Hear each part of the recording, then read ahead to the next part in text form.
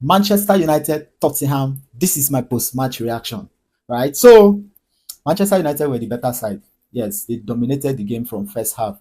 Manchester United pressed so high. They were so brilliant in the midfield, from defense, the attack. Everybody was just up and going. Now we saw in the midfield there was this communication between Kobe Menu, Casemiro, and Bruno Fernandes. They were always moving and coming back. Casemiro was just there. He was centered in the midfield, right?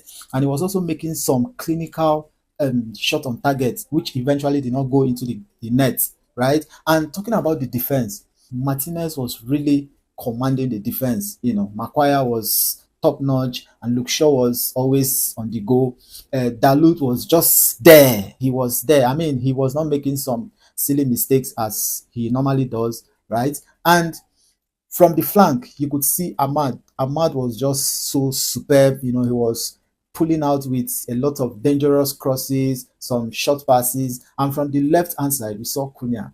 Cunha was always coming in. He was taking some dangerous attacks. Then Biemo on the other side was, he got the first goal and he was really much going for the second one.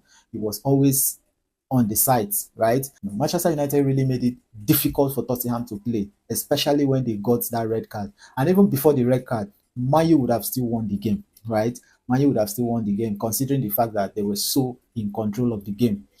Tottenham really lost control. Immediately they got that red card, right? And this also gave Manchester United more advantage to attack, and that was why they were able to get the second goal. They would have scored more, but there was a lot of rebounds, saves, and all that, right? And Tottenham were just dependent on counter attacks, which did not really favor them, right? Manchester United were able to neutralize every counter attack that was coming from them, and that was a very perfect game. That was a very good game for Manchester United. Michael Carrick, on the other hand, he really understood the game.